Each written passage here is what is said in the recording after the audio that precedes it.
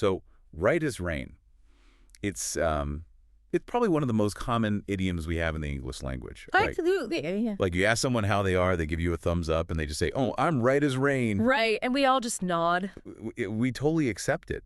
But if you actually stop and look at those three words, literally speaking, it is complete nonsense. It's a complete contradiction. I mean, think about it. Right, because usually when it rains, things are wrong. Like the picnic is canceled or your basement floods. Traffic is a nightmare. Exactly. So since when is rain the gold standard for things going perfectly well? That's the irony of it, isn't it? We use it to mean perfect or back to normal, but if you take it completely literally, you're basically saying, I'm doing as well as a gloomy, wet afternoon. Right, which makes no sense. And that is exactly the mission for this deep dive today. Yeah, we aren't just looking at a weather report here. No. We've got this huge stack of research etymological studies, historical texts, literary databases, and it suggests that this phrase isn't just a random quirk of language. No, not at all. It's actually the winner of a 500-year-long battle for linguistic dominance. Which is wild to think about. It really is a survival of the fittest story. Right. Because right as rain is actually the new kid on the block. Yeah. For centuries, people were trying to express this exact same sentiment that everything is correct and proper, but they used completely different objects to do it. So we're going to look at the graveyard of rejected idioms today. The ones that didn't make it. Exactly. But before we get to the losers, we have to look at the timeline. Because the source material points out that while the phrase right as rain is Victorian, the actual formula, like right as blank, is much, much older. It goes way back to the medieval period. We're talking around the year 1400. Okay, so let's put ourselves in that headspace. It's 1400. The world is a chaotic, dangerous place. Very much so. If I want to tell you that I'm doing great, that I'm solid, I'm definitely not talking about precipitation. So what am I saying? You would likely say you are right as an adamant. Right, as an adamant. Now, today, we use adamant as an adjective. Like, he was adamant about his decision. Right, meaning stubborn or unyielding. But here it's being used as a noun. Yes. So in the context of the Middle Ages, specifically, if you look at texts like Le Roman de la Rose. Which was the Romance of the Rose. Exactly. Which was essentially the blockbuster bestseller of its day. In that text, an adamant was a reference to the hardest substances known to man. Okay. Usually it meant a diamond or a lodestone. So I'm basically saying I'm right as a diamond. Roughly, yeah. Yeah. But you really have to understand the medieval mindset here to see why that works. How so? Well, they weren't obsessed with happiness the way we are today. They were obsessed with permanence. Because everything was so fragile. Exactly. In a world where things rotted or broke or people died very quickly, the ultimate form of correctness was something that simply couldn't be scratched or broken. Wow. That is a really heavy way to just say, I'm fine. It is, but it perfectly reflects the values of the time. If you were right as an adamant, you were structurally sound. You were unshakable. Yes, you possessed this sort of metaphorical correctness. It wasn't about feeling good, it was about being solid. It feels very serious. Like, how are you, brother? I am as unyielding as a diamond. Right. It's a bit intense for just a casual greeting on the street. Which is likely why it evolved. As society shifted, the language shifted with it. Makes sense. By the mid-1500s, around 1546 specifically, we see a new contender appear in the Proverbs, right as a line. Right as a line. Yeah. Okay, so we've moved from geology to geometry. Precisely. The Renaissance is kicking in now. There's a whole new focus on perspective, on logic, on straightness. Right, math and science. Yeah. A line is true. It doesn't deviate.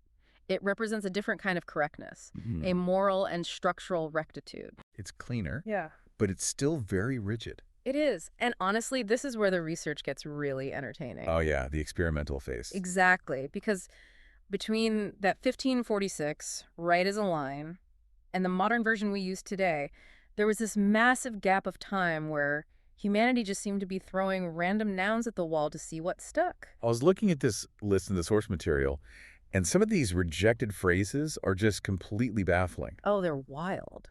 I have to ask about right as a gun. That was one of them. Oh, yeah. Right as a gun. That definitely had a moment. It sounds like a threat. Like, I'm feeling right as a gun today. Well, think about the emergence of firearms at the time. Early guns were incredibly finicky, but when they actually worked, They were powerful, direct, and straight shooting. Oh, so it ties back to the line thing. Exactly. It fits the right as a line lineage. It's all about mechanical precision. If you're right as again, you're ready to fire. You're functional. Okay. I guess I can see the logic there, even if it's a bit aggressive for small talk. Yeah. But then you have the one that I simply cannot wrap my head around, and that is right as my leg. Yes, right as my leg. Not a leg, my leg. Right. Why is the leg the gold standard of perfection, and why is it so specific to the speaker? It's incredibly weird, isn't it?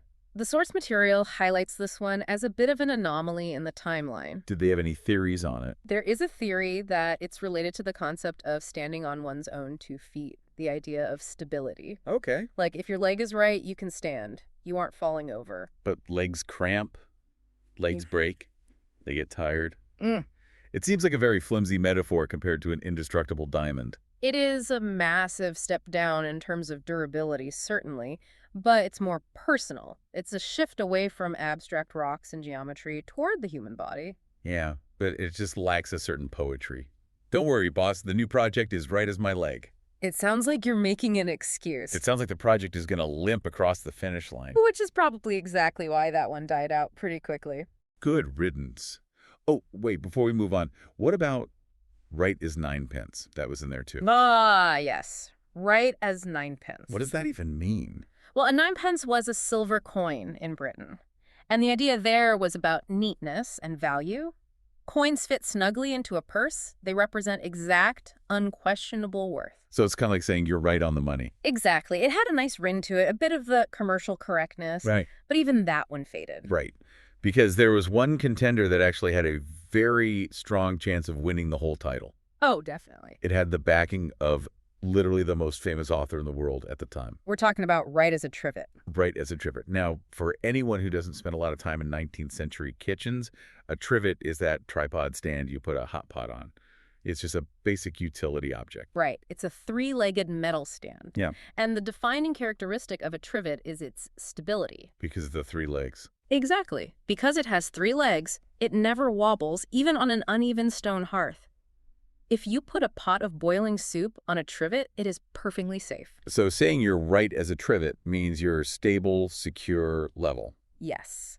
And this wasn't just obscure folk slang. This was codified by Charles Dickens. The ultimate influencer of his day. Truly. He used the exact phrase in the Pickwick Papers in 1837. Wow. And you have to understand, Pickwick Papers was a cultural phenomenon. It was like a Marvel movie or a viral TV show today. Everyone read it. Right. So when Dickens wrote right as a trivet, that really should have cemented it in the language forever. And it makes total sense for the era, too. The Victorians were obsessed with domesticity, the hearth, the home. The trivet is right at the center of all that. It's reliable. It's cozy, it's stable, and it's domestic. It fits the Victorian vibe perfectly. And yet we don't say it anymore. No, we don't. I mean, I have never heard anyone genuinely say, I'm right as a trivet, unless they were doing a bit for a play. So the big question is, why did it fail? It had the celebrity endorsement. It had the cultural relevance. Why on earth did it get replaced? And this brings us to the champion. The phrase that entered the ring and completely knocked out the trivet. Right as rain. The timeline here is fascinating. The sources pinpoint the emergence of right as rain to late 19th century Britain. Okay. One of the very first recorded instances in print is from an 1886 issue of a London newspaper called the Weekly Dispatch. Wait, so Dickens gives us the trivet in 1837, and just 50 years later, the trivet is already getting pushed out by rain. And it happened fast. By the early 20th century, authors like Max Bierbaum were using it in literature right alongside other established idioms. Yeah, the sources had a quote from his book yet again, right? That's the one. He describes a character looking, quote, fit as a fiddle or right as rain. He's putting it right there on the same pedestal as fit as a fiddle. He just accepted it as normal. Completely normal. Okay, so let's go back to the central mystery here. We've gone from diamonds, which are indestructible, to lines which are true, to trivets which are stable. All of these things are objectively correct or solid. Right. Rain is fluid, it's messy, and usually it's just annoying. Why did we decide rain was right? This is where the deep dive gets a bit psychological. The research presents 2 main theories, and honestly, they tell us a lot about how our brains work. Let's start with the cultural theory. the British weather theory. Right. So the argument here is that the phrase is a reflection of British stoicism and the sheer reality of their climate. Okay. In the UK, a gray, rainy day isn't an anomaly. It is the default setting. So it's not that rain is inherently good, it's that rain is normal. Exactly. If you Right. wake up in London and the sun is blazing, that's actually suspicious. That's an exception to the rule. Right. But if it's raining, the world is operating exactly as it should be. It is right. That is incredibly cynical. Is it? Yes. It's basically saying, I'm miserable, wet, and cold, therefore, order is restored in the universe. Well, it's a form of acceptance. It's saying the status quo is maintained. There is a certain comfort in the predictability of the gloom. I guess so. So right as rain simply means right as the inevitable weather pattern we live with. I can buy that. It feels very on brand for the British sense of humor. Very dry humor for a very wet climate. Exactly. But I feel like there has to be more to it than just ironic weather commentary. Because Americans use this phrase, Australians use this phrase. People in places where rain isn't the default constantly use it. And that leads perfectly to the second theory, which I personally think is the much stronger one, the sonic appeal theory. This is all about how the phrase actually sounds. Yes. We tend to think we choose words because of their meaning, but linguists will tell you we very often choose words simply because of their music. Oh, interesting. Right as rain has something that right as a trivet or right as an adamant completely lacks. Alliteration. Exactly. The repeating R sound. Right. Rain. It bounces. It's a little jingle. It is. The source analysis suggests that the alliteration adds this cheery feeling to the phrase, completely regardless of what the words actually mean. So even though rain might signify gloomy weather, the sound of the phrase right as rain physically sounds happy to our ears. Precisely. Contrast it with the original phrase, right as an adamant. Try saying that fast. Right as an adamant. Yeah, it's clunky. Kind of have to chew on it. Yeah. Right as an adamant.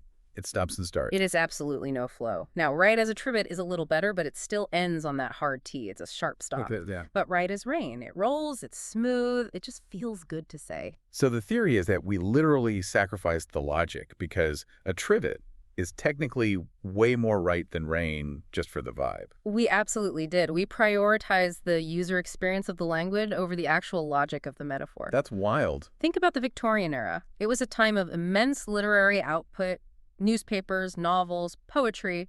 Writers wanted phrases that popped, and right as rain just pops. It's catchy. And once something is catchy, it really doesn't matter if it makes literal sense. Right, it creates a feedback loop. It sounds good, so people say it. People say it, so writers write it down. Yeah.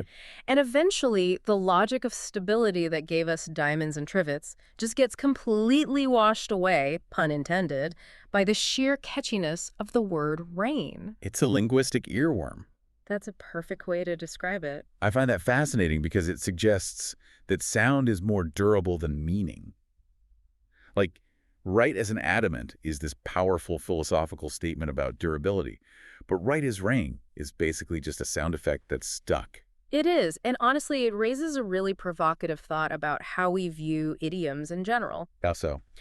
Well, we often treat old phrases like they contain this ancient hidden wisdom. We think, oh, the ancestors must have known something profound about the mystical connection between nature and correctness. Right, we want it to be a Da Vinci Code thing. We want to unlock the secret meaning. Exactly. But the history of right as rain tells us that sometimes there is no secret wisdom. Sometimes a phrase survives simply because it's fun to say out loud. We aren't preserving truth, we're just preserving rhythm. We are creatures of pattern. Right as a gun might have been much more logical for a soldier, and right as a trivet might have been more logical for a cook, but right as rain appeals to everyone because it appeals directly to the ear. It won the war because it had the best beat. Exactly. That is actually really humbling. Here I was thinking I was tapping into some deep Victorian stoicism, and really I'm just repeating a nursery rhyme because my brain likes the letter R. Well, there might be a little bit of stoicism in there too, but mostly, yes. You're just singing a little song. So let's quickly recap this whole journey. We started back in 1400 with right as an adamant, the diamond, the unyielding rock. The age of permanence. Then we moved to the age of structure and logic with right as a line. Then we had that chaotic experimental phase with guns and legs and ninepence coins. And the domestic champion, the trivet. Which was ruthlessly dethroned in 1886 by a weather report. A catchy, alliterative weather report. It really does change how you hear it. Next time I hear someone say it, I'm not going to think about the weather at all. I'm going to think about all the dead idioms that had to die so that phrase could live. Poor right as a trivet. It never really stood a chance against the power of alliteration. Rest in peace, trivet. You were incredibly stable, but you just weren't catchy. Indeed. It makes you wonder what other things we say today, thinking they hold some ancient wisdom, when really they're just catchy jingles from 100 years ago. Probably more than we'd like to admit. Well, this has been a fantastic look at how language evolves, or devolves, depending on how much you like logic. It's always a bit of both. Huge thanks to everyone listening to this deep dive. We hope you feel a little smarter, a little more informed, and dare I say it's structurally sound as an adamant. Or at least as stable as a trivet. We'll take it. Go out there, enjoy your day, and we hope everything stays right as rain for you. See you in time.